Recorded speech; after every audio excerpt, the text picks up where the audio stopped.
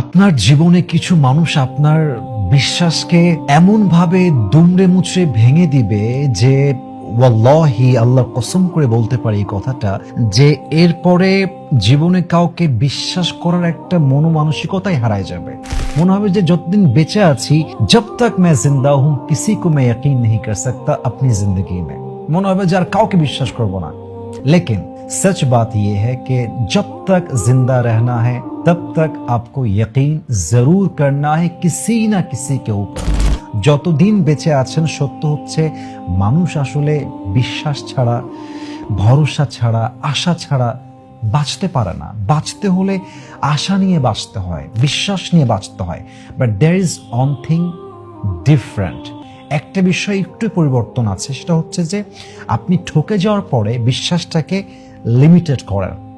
সবাইকে বিশ্বাস করবেন না, এবং যাকে বিশ্বাস করবেন একটা লিমিটে বিশ্বাস করেন।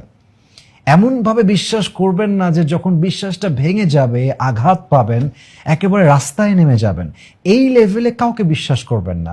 লিমিটেড বিশ্বাস, লিমিটেড মানুষকে বিশ্বাস, এই দুইটা পয়েন্ট রেখে বিশ্বাস করবেন, দেখবেন যে আপনার লাইফটা আগের চাইতে অনেক অনেক বেশি স্মুথ হবে ইনশাআল্লাহ তাআলা।